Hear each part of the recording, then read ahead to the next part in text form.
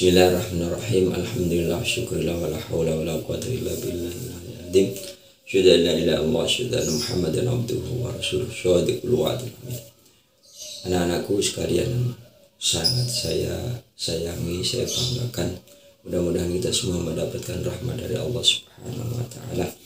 Mudah-mudahan kita bisa tetap sabar di dalam menjalani ujian dari Allah Subhanahu wa taala yang berupa pandemi ini. Langsung saja, Pondok Ramadan virtual ini di sekolahan kita mengadakan Pondok Ramadan virtual ini enam kebagian. Oke, langsung saja.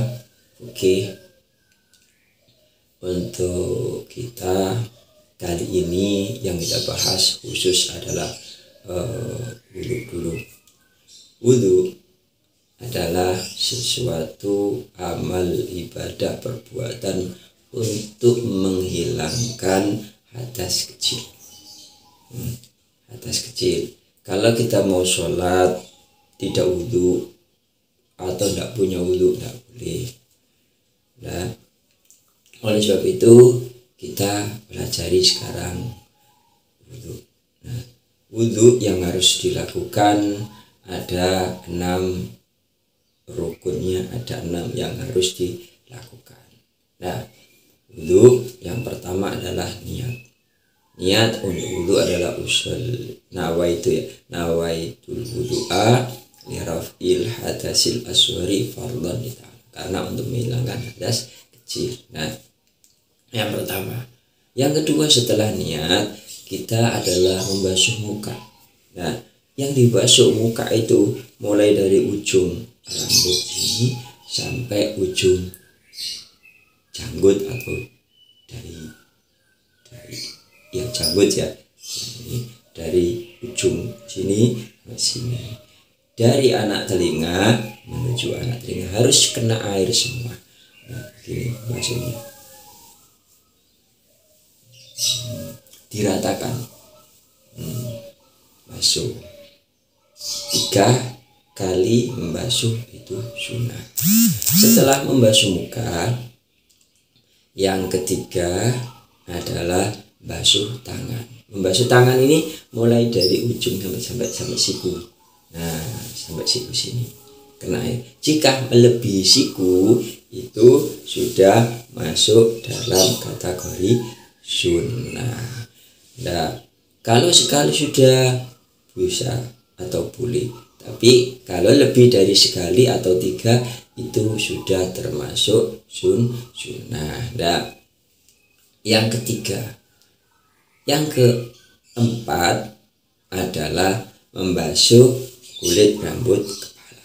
Nah, ini kulitnya yang terkena di kepala ini, kulitnya terkena air. Nah, ini boleh di sini, boleh di sini ya. Pokoknya nah, akar rambutnya ini terkena air. Setelah kulit rambut kepala sudah, baru yang kelima adalah membasuh kaki. Membasuh kaki kita. Nah, mulai dari kemiren. Mulai dari kemiren atau juga disebut mata kaki. Jadi pergelangan kaki itu sampai ke bawah. Jika lebih itu sunnah.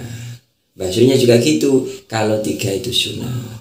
Nah, biasanya kalau kita membasuh kaki, tangan atau kulit rambut yang ada di kepala ini sekali itu kadang-kadang kita masih ragu. Jadi dilengkapi 3. Nah, 3 ini sudah masuk kategori sunnah. Ini. Kemudian yang kelima, yang keenam adalah urut atau tertib dari mulai pertama niat dulu, membasuh muka. Setelah membasuh muka, membasuh tangan. Setelah membasuh tangan, yang keempat adalah mengusap kepala, mengusap rambut yang ada di akarnya. Kemudian yang kelima adalah membasuh kaki. Setelah membasuh kaki, nah ini yang terakhir sudah adalah Yang keenam, urut atau tertib. Itu adalah rangkaian wudhu. Nah, kemudian kalau dilengkapi dengan mengusap daun telinga 3 kali, sunnah. Kumur sebelum wudhu, sunnah. Menghirup air ke hidung itu sunnah. Membasuh tangan juga sunnah. Doa sesudah wudhu juga sunnah. Sekarang sholat. Nah, sholat fardu, nah, kita semua wajib untuk melakukan sholat fardu. Mulai dari maghrib 3 rakaat, isya 4 rakaat, subuh 2 rakaat, zuhur 4 rakaat, asar 4 rakaat. Jumlah rakaat keseluruhan adalah 17. Nah, sholat fardu wajib dilakukan. Nah, sekarang cara melakukan sholat fardu, ya caranya yang harus tidak boleh ditinggal. Ya, yang dibahas kali ini adalah rukunnya yang tidak boleh ditinggal dalam melaksanakan sholat fardu. Nah, yang pertama yang harus tidak boleh dilakukan, harus dilaksanakan adalah niat. Nah, kita coba untuk niat sholat maghrib.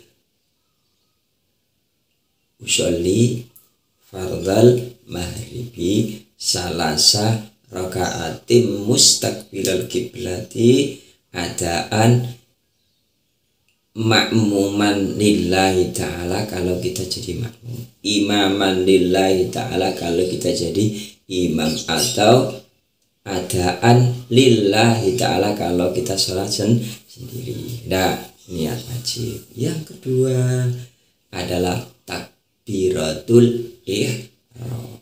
Nah, takbiratul ihram takbir yang pertama kali dalam melaksanakan sholat. Jadi takbiratul ihram. Setelah takbiratul ihram yang harus dilakukan lagi adalah berdiri. Tentunya di sini berdiri bagi yang mampu atau bagi yang sehat. Kalau sakit ya boleh dengan duduk.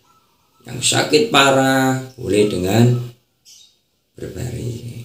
Nah, kemudian setelah berdiri yang ketiga adalah membaca suratul Fatihah. Nah, membaca surat Fatihah ini rukun. Baik imam membaca suratul Fatihah, makmum kalau kita jadi makmum juga membaca suratul Fatihah. Di mana bacanya makmum? Ketika imam selesai membaca surat Al-Fatihah atau setelah kita membaca amin baru kita membaca suratul Fatihah. Kemudian